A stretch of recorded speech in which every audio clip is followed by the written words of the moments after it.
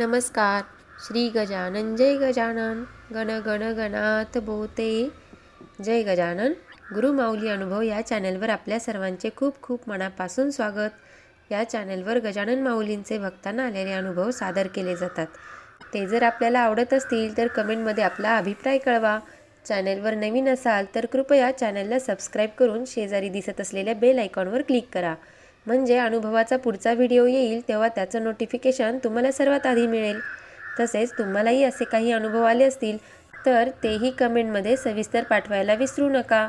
म्हणजे त्याचा समावेश आपण पुढच्या व्हिडिओमध्ये करूयात. चला तर मग आजच्या अनुभवाला सुरुवात करूयात.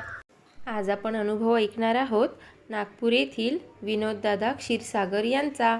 अनुभवाचे बोल आहेत, चालविसी हाती धरोनिया. जय गजानन.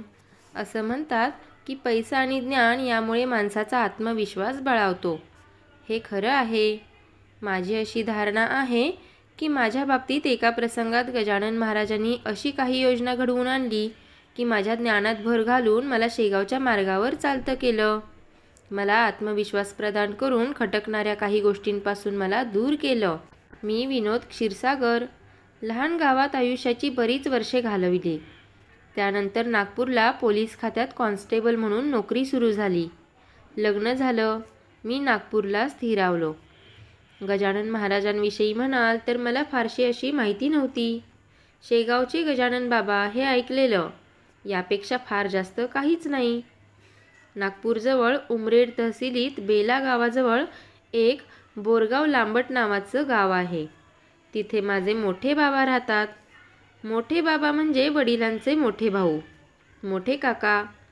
त्यांना मोठे बाबा म्हणण्याचा प्रघात बरेच ठिकाणी आहे. तर माझे मोठे बाबा आणि मोठी आई शेवंताबाई हे गजानन महाराजांचे भक्त. माझ्या मनात मोठ्या बाबांचं आदराचं स्थान. एकदा दिवाळीत, मला वाटतं 2002 अथवा 2003ची ही गोष्ट असावी, मोठे बाबा माझ्या घरी आले. मी आणि माझ्या पत्नीनं त्यांचा यथायोग्य आदर सत्कार केला. ते मला म्हणाले, विनोद, एकदा शेगावला मला गजानन महाराजांचं दर्शन करवून दे. आपण शेगावला जाऊ. मी त्यांना होकार भरला. जाताना त्यांनी माझ्या बायकोच्या हाती 300 रुपये देऊ केलेत. शेगावला जाऊ तेव्हा कामात येतील असं बोलले. मोठे बाबा गावाकडे निघून गेले आणि आमच्याकडून त्यांनी दिलेले 300 रुपये घरात खर्च झाले. शेगावला जाण्याचा विचार मागे पडला. अधूनमधून त्या विचाराने डोकं वर काढलं. पण मनात यायचं, रिक्षा करून स्टेशनवर जा, तिकिटाचा खर्च, शेगावला राहण्याचा खर्च, जेवणाचा खर्च, सगळं कसं व्हायचं? त्यातून पगार फार जास्त नाही. या सर्व विचारांनी मग मनावर दडपण येऊन तो विचार मी टाळू लागलो. मोठ्या बाबांशी बोलणं टाळू लागलो. त्यांना माझं वागणं चमत्कारिक वाटू लागलं. यात बरेच महिने निघून गेलेत. 2004ची गोष्ट. माझी बदली ट्रॅफिक डिपार्टमेंटला झाली. ट्रॅफिकमध्ये काम म्हणजे वेगवेगळ्या चौकात वेगवेगळ्या वेळी ड्युटी लागणार. तो डिसेंबर महिना होता. कडाक्याची थंडी पडली होती. एका रात्री माझी व एका हवालदाराची अशी आम्हा दोघांची ड्युटी छत्रपती चौकात लागली. कामाचं स्वरूप होतं, हेवी व्हेइकल्स, ट्रक वगैरे रात्री शहरात शिरण्यावर बंदी असल्याने त्यांना प्रतिबंध करणे. आम्ही रात्री 10च्या सुमारास तिथे आलो. रात्री तशीही रस्त्यावर वर्दळ कमी असते, त्यातून थंडी खूप, म्हणजे रस्त्यावर जणू कर्फ्यूच. तेव्हा चौकात फ्लायओव्हर होता. आता तो पाडण्यात आला आहे. आम्ही दोघांनी तिथे खाली शेकोटी पेटवली. रात्री विरंगुळा म्हणून आणि उत्साह यावा म्हणून एक भांडं आणि चहाचं सामान एकत्र करून ठेवलं. बाजूलाच एक मंगल कार्यालय आहे. आमचं असं ठरलं की रात्री 2 वाजेपर्यंत मी तिथे विश्रांती घेणार. पुढे 2 पासून मी ड्युटी बजावणार आणि हवालदार विश्रांती घेणार. ठरल्याप्रमाणे रात्री 2 वाजता हवालदारांनी मला उठवलं. मी माझ्या ड्युटीवर रुजू झालो. रात्री 2:30 वाजताची वेळ. सुनसान रस्ता, धुकं पडलेलं. दुरून मला एक ट्रक येताना दिसला. बॅरिकेड्स असल्यानं ट्रक जवळ येऊन थांबला. मी ट्रक इकडे कसा असा प्रश्न ड्रायव्हरला केला आणि ट्रकमध्ये काय सामान आहे याची चौकशी केली. ड्रायव्हरने मला विनंती केली की समोर मोक्षधाम घाटावर लाकडे द्यायची आहेत. माझ्याजवळ दुसरा पर्याय नव्हता. मला जाऊ द्या, उद्या लोकांची गैरसोय व्हायला नको. मी क्षणभर विचार केला.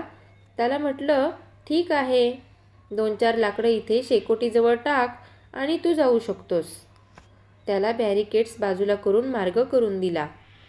ट्रक समोर निघाला. पुन्हा मी एकटा तिथे उरलो. एक लाकूड शेकोटीत सरकवलं. चांगला जाळ झाला. मी हात शेकत शेकोटीजवळ बसलो. रात्रीचे 3-3:15 वाजले असावेत. अचानक तिथे एक सायकल रिक्षा आली. एक पोक्त माणूस ती रिक्षा चालवित होता. तो जवळ येऊन थांबला. त्यानं विचारलं, मी हात शेकू शकतो का? मी त्याला खुणेनेच या म्हटलं. आम्ही हात शेकू लागलो. त्याचं लक्ष चहाच्या सामानाकडे गेलं. त्यानं मला विचारलं, आपण चहा घ्यायचा का? मला काय, त्यामुळे माझा वेळ चांगला जाणार होता. म्हटलं, तुम्ही करणार असाल तर घेऊ. चहा घेत असताना शेकोटीच्या ज्वाळा खाली आल्यात म्हणून फुंकर घालण्यासाठी तो रिक्षावाला थोडा वाकला. तेव्हा त्याच्या शर्टाच्या खिशातून एक रेल्वे तिकिटासारखा कागद खाली पडला. मी हाती धरून पाहू लागलो. ते Nagpur Shegaon railway passenger ticket होतं. ₹26. तिकीट माझ्या हातात असतानाच तो म्हणाला, मी शेगावला असतो. तुम्ही कधी शेगावला येता की नाही? काही फार जास्त खर्च येत नाही. पहाटे इथून पॅसेंजर सुटते, 3 निघायचं. आपला जेवणाचा डबा सोबत करून घ्यायचा, म्हणजे जेवणाचा खर्च नाही. संध्याकाळी पुन्हा पॅसेंजरनी परत आलं की राहण्याचाही खर्च नाही. बरं, मंदिरात काही पैसे द्या असं काही गजानन बाबा म्हणत नाहीत. भाव महत्त्वाचा असतो आणि तिथे जाण्याची मनापासून इच्छा पाहिजे. बस, बाकी सर्व गजानन बाबाच करते. एवढं बोलून तो उठला. मला म्हणाला, बरं मी आता निघतो. मग बाजूला पडलेली लाकडं पाहून म्हणाला, अरे ही लाकडं मी घेऊन जातो. तुमचं काम तसं बी झालंच आहे. अन माणसानं जादा मोह ठेवू बी नाही. त्यानं लाकडं रिक्षात ठेवली. रिक्षा चालवीत तो पुढे निघाला. 40-1 फूट रिक्षासमोर गेली असेल अन अचानक रात्रीच्या त्या धुक्यात रिक्षा दिसेनाशी झाली. ते पाहून रात्रीच्या त्या थंडीतही माझी थंडी पार नाहीशी झाली. आपण शेगावला जाऊ शकतो हे ज्ञान मिळाल्यामुळे आतमध्ये निर्माण झालेल्या आत्मविश्वासाची ती ऊब होती. माझ्या मनाने निर्णय घेतला की मोठ्या बाबांना व आईला गावाहून बोलावून घ्यायचं आणि उद्या पहाटे 4 वाजता शेगावसाठी स्टेशन गाठायचं. पहाट होत आलीच होती. मी हवालदारांना जागं केलं. त्यांना सांगितलं, उद्या मी ड्युटीवर येणार नाही. माझी सुट्टी. मी शेगावला जाणार. मी घराकडे निघालो. वाटेत एक ऑटो रिक्षा दिसली. योगायोगाने ती रिक्षा मी आधी केव्हा तरी चालान केली होती. त्याला उद्या पहाटे 4 वाजता घरी येणार का म्हणून विचारलं. पैसेही विचारले. म्हणाला, ₹50 घेईन.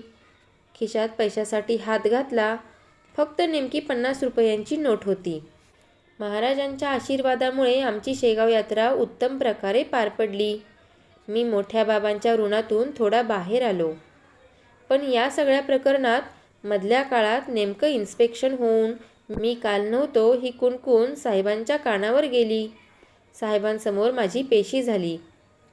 त्यांना माझा प्रामाणिक हेतू पटला. त्यांनी विचारलं, तू शेगावला जाऊन आला, याला पुरावा काय? म्हटलं, सोबत 2 प्रसादाचे लाडू आहेत. एक घरच्यांसाठी, एक मित्रांसाठी. म्हणाले, जा माझ्यासाठी प्रसाद घेऊन ये. मी ठीक आहे म्हणून वळलो. तर तिथे मला गजानन महाराजांचा मोठा फोटो दिसला. तो पाहून अत्यानंदाने बाहेर येऊन स्कूटरच्या डिकीतून लाडू घेतला. साहेबांच्या हातावर शेगावचा प्रसाद ठेवला. तेव्हा त्यांनी थोडी मौखिक समज दिली. म्हणाले, यापुढे शेगावला जायचं तर सांगून आणि अनुमती घेऊन जायचं. मी विनम्रपणे उद्गारलो, ठीक आहे. नंतर लगेच उजवा हात छातीशी नेत मान झुकवून म्हटलं, श्री गजानन जय गजानन, श्री गजानन जय गजानन, श्री गजानन जय गजानन.